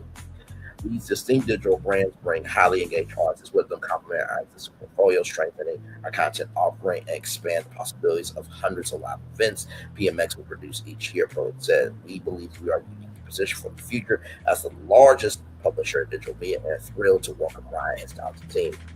PMX represents media's strongest portfolio of brands across music, entertainment, food, sports, fashion, beauty, technology, and art. This portfolio influences and creates culture with best-in-class brands, extraordinary authority, and deeply engaged audiences and communities. Pauly said, "Our opportunity now is to steward and grow these brands for continued focus on brand leadership, editorial strength, audience connection, community, live events." I'm grateful to Jay Penskie for his leadership and vision. He has continued to invest deeply in journalism, live events experiences, and believing in the power of content and enduring value of iconic brands. As a part of the transition to PMX, two PMC veterans have taken on expanded roles. Tom Finn, who is PMC's Executive Vice President of Strategy Operations, has been promoted to Chief Operating Officer of PMX. In addition to his other responsibilities, Ken Delsar, PMC's Executive Vice President of Finance, has brought on his scope to serve as the Chief Financial Officer of PMX. Lion Tree acted as a financial advisor to Fox Media, and Clifford Chance acted as legal advisor in connection with the transaction. So, what do I think about this? I think it's a huge deal. Let me show you how. The Verge has tech, gadgets, platform, AI, internet culture. Eater, restaurants, dining, culture, culinary journalism. SB, team-based sports blogs, fandom-driven sports coverage. Thrill is food, travel experiences, city guides, emotional animal stories, viral pet content, pop sugar, pop culture, beauty, wellness, and shopping content. Now, when you think of Variety and The Hollywood Reporter and Deadline.com, Pop Sugar can be the lifestyle of entertainment. When you think of the Dodo, right, which is emotional animal stories and viral pet content, think about, for example, Megan Thee Stallion doing a story with a dodo on her dogs, right? Food, travel, experiences, and city guides.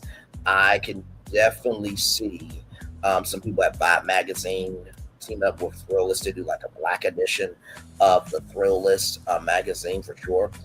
SB Nation team-based sports blogs and fandom-driven sports coverage. Are you kidding me?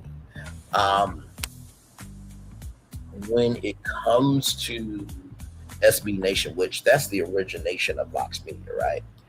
And when you think about, PMC, right? Think about, for example, Dick Clark Productions. And imagine how they could do an SB Nation award show, because Dick Clark Productions is also a part of PMC, right? And Sports Co. and SB Nation can definitely collaborate. Think about women's sports as well with She Media. That is definitely going to be huge for sure with that as well. Eater, restaurants, dining, and culinary journalism. Absolutely. You can definitely imagine, like I said, with Dick Clark Productions, a Eater award show. So The possibilities of collaboration between both of these companies now combining as one is endless. So just want to bring that story to you as well. All right, y'all. I'm going to wait until 1 hour and 30 minutes, and then I'm going to cut off my camera here. Definitely want to come on and give my take on the Warner Brothers Discovery Paramount Skydance deal. It is not confirmed as of yet, so the deal could still fall through. I'm praying it falls through. This is a dumbass idea. Even though I gave you my take and everything else is down the third, I still think that this is a dumbass idea.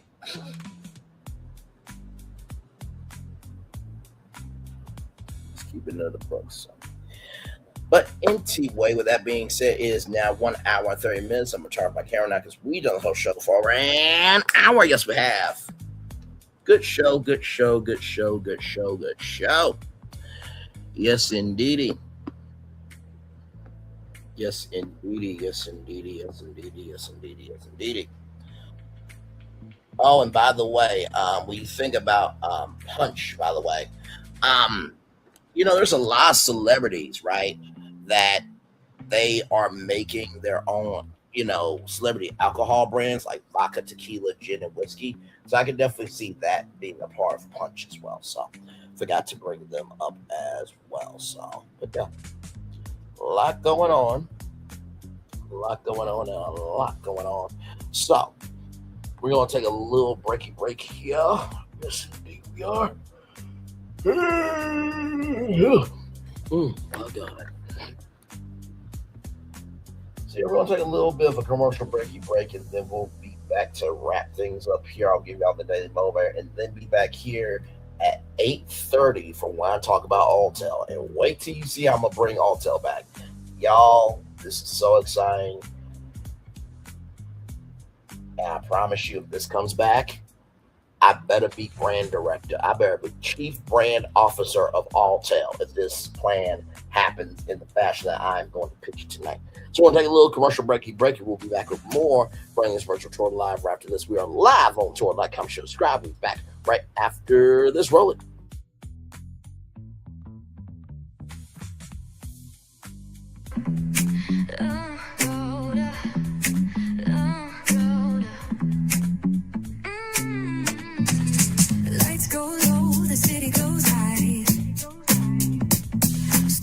Untold under moonlit skies. Braylon got the vibe, got the flow for the culture. Yeah, you already know.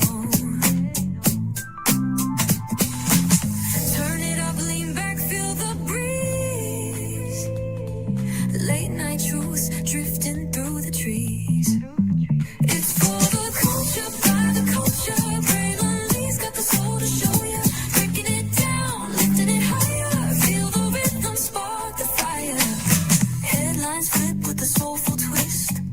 The scenes where the magic sits. It's the heartbeat of the now and the then, where the story starts and never ends. Tune in, lean and feel the groove. Every moment, a vibe you can't lose. It's for the culture, by the culture. Braylon Lee's got the soul to show you. Breaking it down, lifting it higher. Feel the rhythm, spark the fire.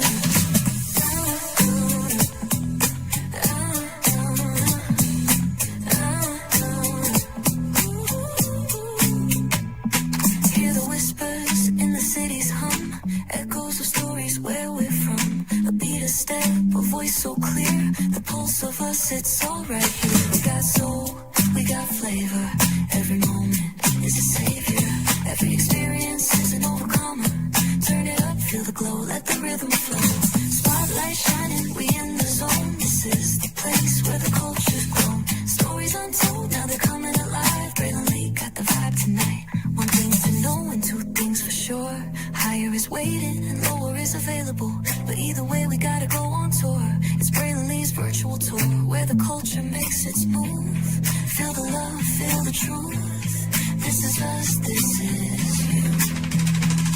From the unknown, the unembraced and more. This show, this brand, and the possibilities of what can be is all here for you. I'm just a kid from the rock, trying to be a rock for people, trying to make it best they can to become.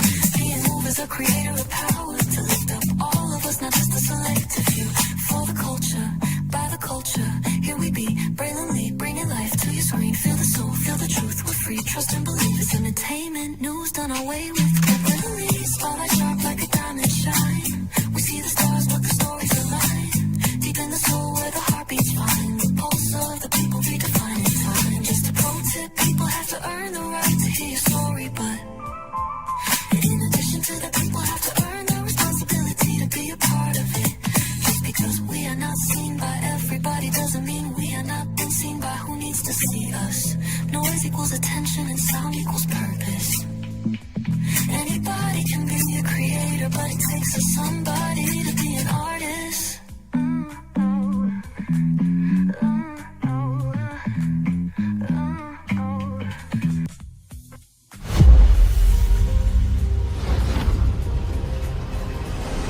Beyond this gate, find gardens green and epic worlds to fill your dreams.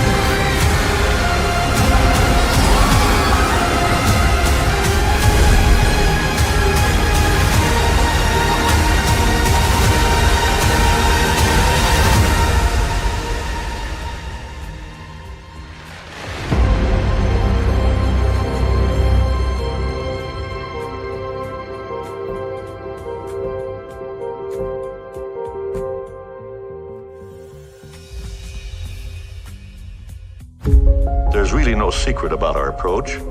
We keep moving forward. With the hope that it will be a source of joy and inspiration to all the world. In Disney's 102-year history, there have been many defining moments and countless achievements. Today, we celebrate another thrilling moment the creation of a spectacular new Disney theme park resort coming to Abu Dhabi.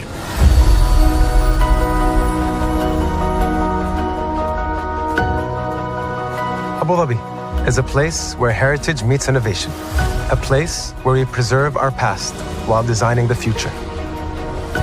Bringing a Disney theme park resort to Yas Island, Abu Dhabi, marks a historic milestone in our journey as a global family destination.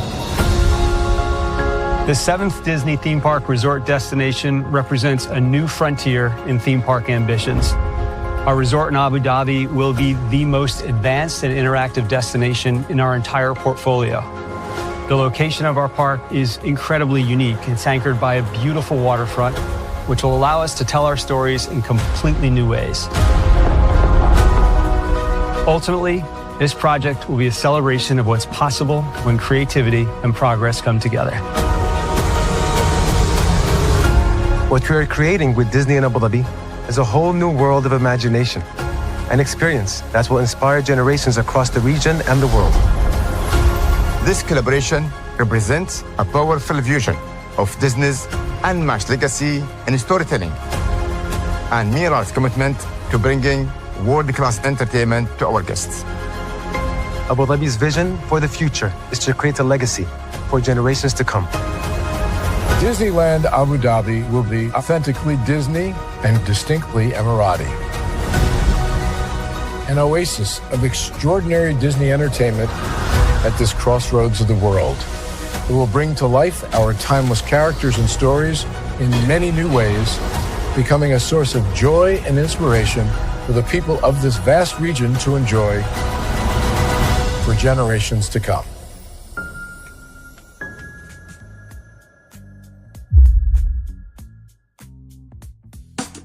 Caesar. Just look at him. Politician. General. Author. Ruler. Man.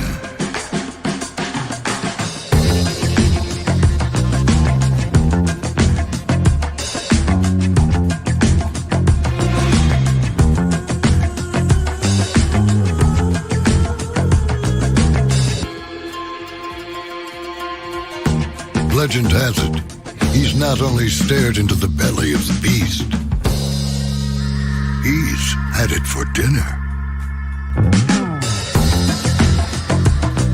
Here he's free to relax, or party, or relax, or party, or relax, and party. His is a world of opulence, excess, and the occasional impulse buy. Not one to rest on his laurels, he's famous for ushering in a new age of entertainment. So, for anyone seeking a place where the sun never sets on a good time, all this awaits. I am Caesar, and I approve this palace.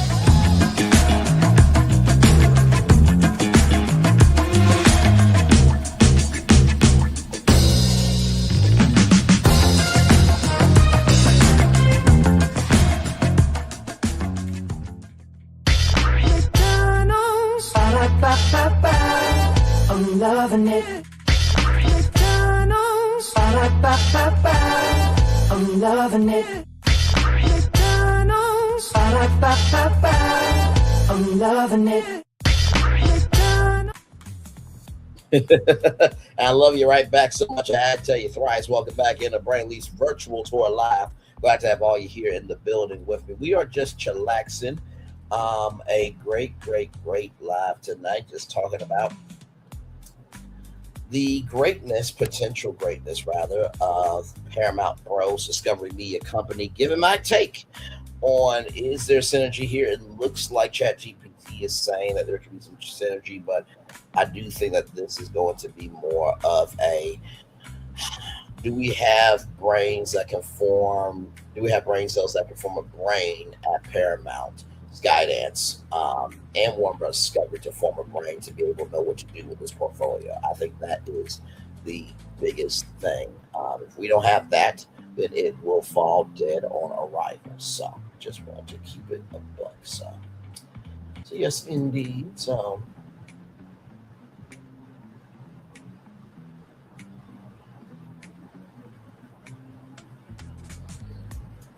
yes, indeed. So I think we'll end it probably at 1 hour and 46 minutes.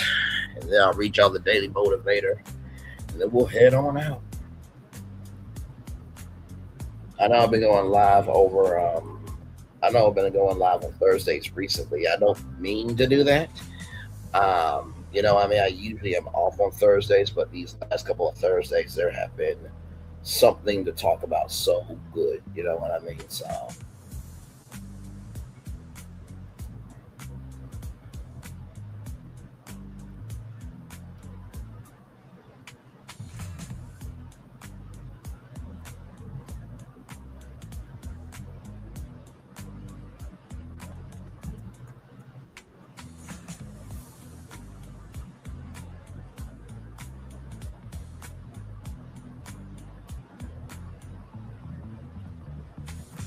but yes, indeed. So yeah, we're just chillaxing.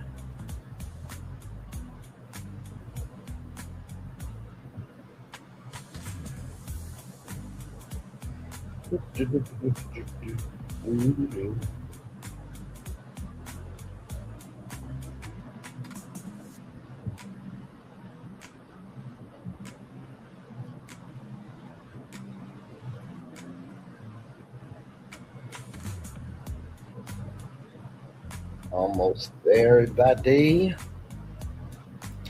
And it is 1 hour and 46 minutes. Let's get to the Daily Motivator and then head on out of here.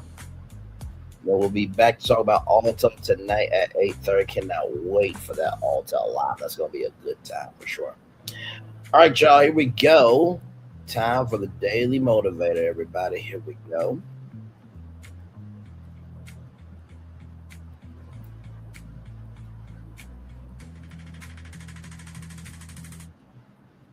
Here we go. Here we go. Here we go. Here we go.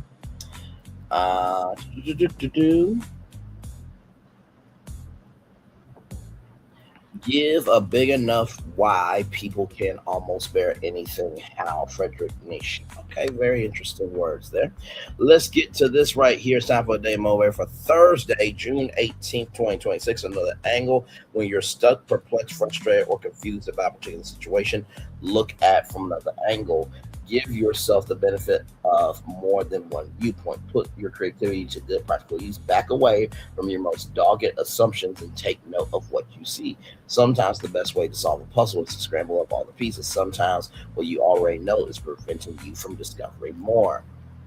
The answer you seek could be hiding in plain sight. By shifting your perspective, you can enable yourself to see it. How would the situation appear to a stray dog or a helicopter pilot flying overhead or to me? And turn your imagination loose and follow where it takes you to uncover potential value. Look from a new angle, 3 or 4. The more widely you envision, the more you're able to see. Ralph Marston. So, you know, when it comes to another angle, right? I think this morning's stream showcased how a company like Bose, who usually does just audio products, is getting into entertainment marketing with an in-house studio, right? They saw themselves at another angle. And sometimes when you are trying to see yourself from another angle, if you're putting too much pressure into the details, but you're not looking at it from the creativity standpoint, then you get frustrated. So if you're trying to look for another angle, look at how much you can explore with this angle. That's the first thing I would say. The second thing to do is, is sometimes what you already know is preventing you from discovering more. So if you think you know everything, right, but you're not open to learning, then you already are dead on arrival, right? Everything that we've done here, I know for sure that I have become smarter because of y'all. Y'all have become smart because of me.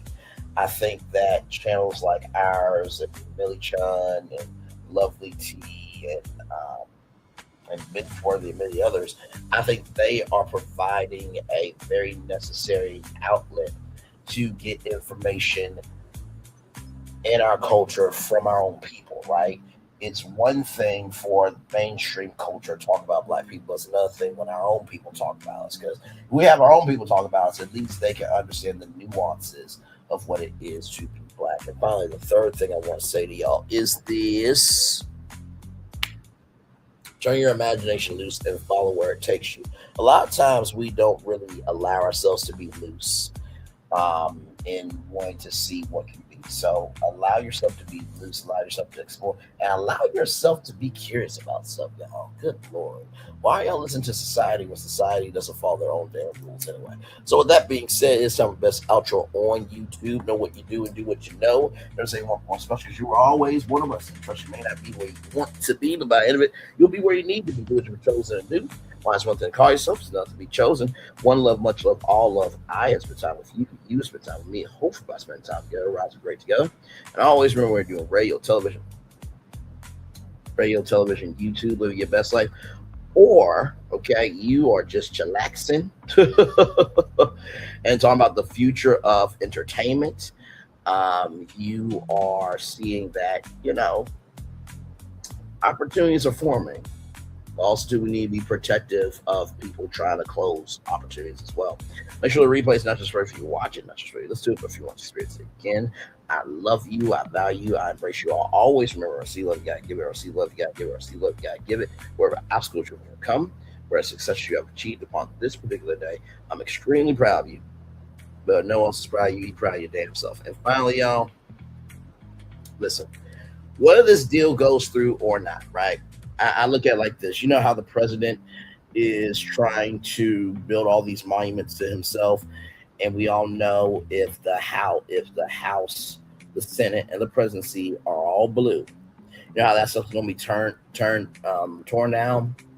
That's the way I look at this. Like, eventually, this catastrophe, this horrific energy, and this waste of a platform will be torn down in due time, right? So don't worry about it. Of course, they're going to try to do what they're going to do, but at the end of the day, what needs to happen is going to happen. Amen. Amen. Commercial break and fireworks coming your way for the day that was, for the day that's come, for the blessings all of me, all of us, as a society, as people, as culture. I feel the love. I send it right back to you. I will see you guys here in just a little bit for the All Tell Live, as this is your final tour. Good evening to you, but also good morning, good afternoon to you based on your location. And always remember, commercial break and fireworks coming your way for the day that was, for the day that's coming, for the day that was, for the day that's coming, for the blessings that are on the way for you, me, all of us, as a society, as people, as a culture. I feel the love, and I send it right back to you. Good night, everybody. I love you all. Bye-bye.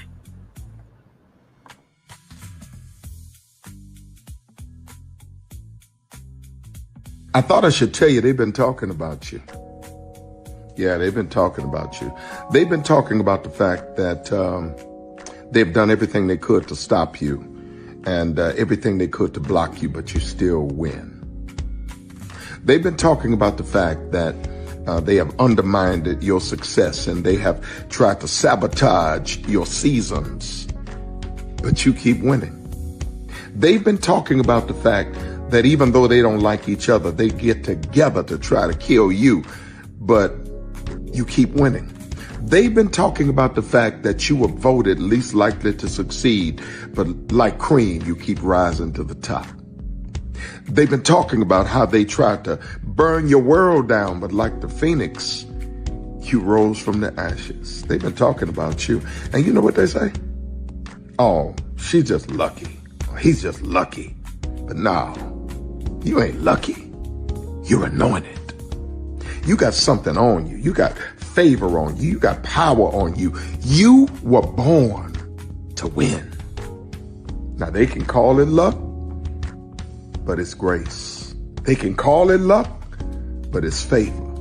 But whatever they call it, it doesn't matter, because you know what God calls you? Do you know what God calls you? A winner. I thought I should tell you they've been talking about you. Yeah, they've been talking about you. They've been talking about the fact that they've done everything they could to stop you and everything they could to block you, but you still win. They've been talking about the fact that they have undermined your success and they have tried to sabotage your seasons, but you keep winning. They've been talking about the fact that even though they don't like each other, they get together to try to kill you, but you keep winning. They've been talking about the fact that you were voted least likely to succeed, but like cream, you keep rising to the top. They've been talking about how they tried to burn your world down, but like the phoenix, you rose from the ashes. They've been talking about you. And you know what they say? Oh, she's just lucky. He's just lucky. But no, you ain't lucky. You're anointed. You got something on you. You got favor on you. You got power on you. You were born to win. Now they can call it luck, but it's grace. They can call it luck, but it's favor. But whatever they call it, it doesn't matter, because you know what God calls you? Do you know what God calls you? A winner. I thought I should tell you they've been talking about you. Yeah, they've been talking about you. They've been talking about the fact that they've done everything they could to stop you and everything they could to block you, but you still win. They've been talking about the fact that they have undermined your success and they have tried to sabotage your seasons, but you keep winning. They've been talking about the fact that even though they don't like each other, they get together to try to kill you, but you keep winning. They've been talking about the fact that you were voted least likely to succeed, but like cream, you keep rising to the top. They've been talking about how they tried to burn your world down, but like the phoenix, you rose from the ashes. They've been talking about you. And you know what they say? Oh, she's just lucky. He's just lucky. But no, you ain't lucky. You're anointed. You got something on you. You got favor on you. You got power on you. You were born to win. Now they can call it luck, but it's grace. They can call it luck, but it's favor. But whatever they call it, it doesn't matter, because you know what God calls you? Do you know what God calls you? A winner. I thought I should. Good evening. My name is Mark Woodbury. I'm the chairman and CEO of Universal Destinations and Experiences. Well, we're finally here. Tomorrow we begin a new chapter at Universal Orlando Resort as we open Epic Universe. We built this place for you. I want to thank you, our fans, for your love of our stories, characters, and immersive experiences that inspired this incredible place. Epic Universe represents over 8 years of meticulous planning, immense creativity, and innovation, combined with unmatched craftsmanship and operational excellence on the part of thousands of people who have brought to life the stories and characters that live beyond each of Epic's portals. But it represents so much more. Your love of Universal and the deep connections we've shared together here in Orlando over the past 30 years inspired us to dream bigger and to push the boundaries to create something extraordinary for you and for generations of fans and families to come.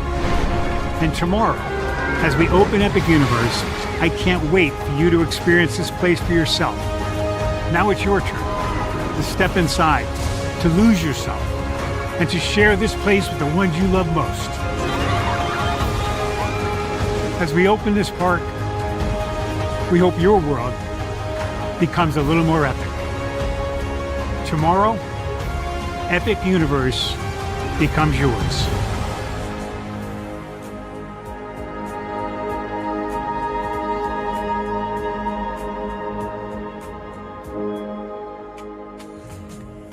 Are video games getting too expensive? This episode, we want to find some common ground because the CEOs want to raise the price even more. Not with these broken ass games.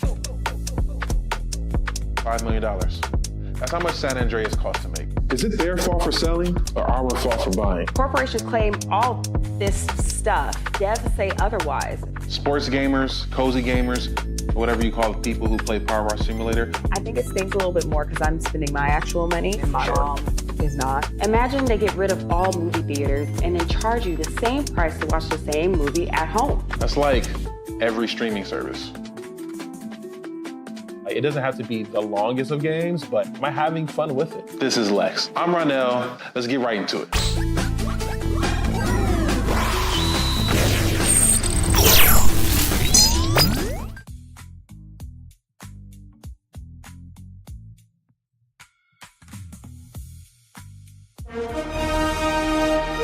Prepare for a journey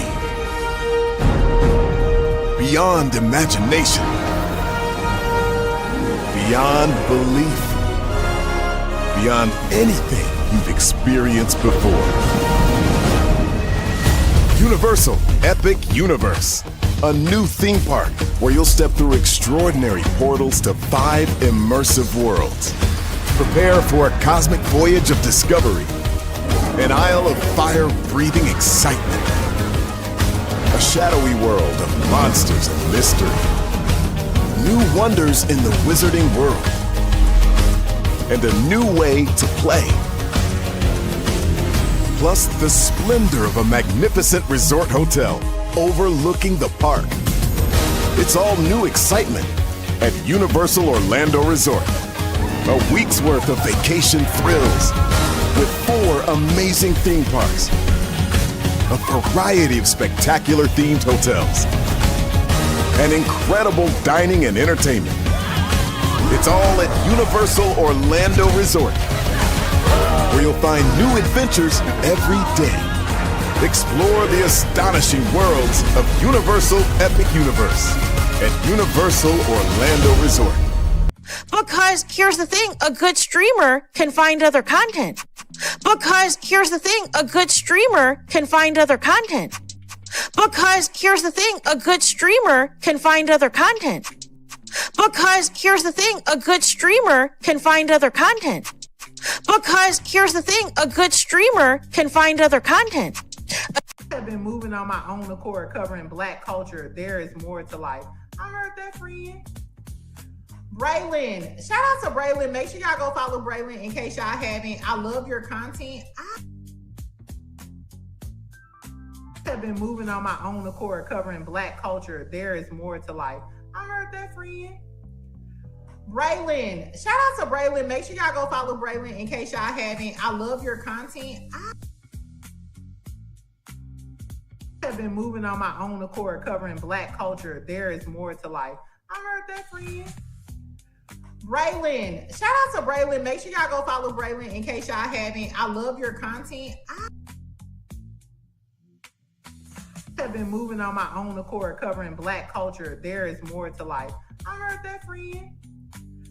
Braylon, shout out to Braylon. Make sure y'all go follow Braylon in case y'all haven't. I love your content. Child, Braylon been over there doing his thing, minding his GD business, staying out of trouble, trying to get the folks some positive stuff to talk about. Besides lying all the damn time. Child, Braylon been over there doing his thing, minding his GD business, staying out of trouble, trying to get the folks some positive stuff to talk about. Besides lying all the damn time. Child, Braylon been over there doing his thing, minding his GD business, staying out of trouble, trying to get the folks some positive stuff to talk about.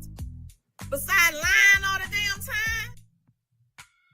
Child, Braylon been over there doing his thing, minding his GD business, staying out of trouble, trying to get the folks some positive stuff to talk about. Besides lying all the damn time. Child, Braylon been over there doing his thing, minding his GD business, staying out of trouble, trying to get the folks some positive stuff to talk about. Besides lying all the damn time. Child, Braylon been over there doing his thing, minding his GD business, staying out of trouble, trying to get the folks some positive stuff to talk about. Besides lying all the damn time.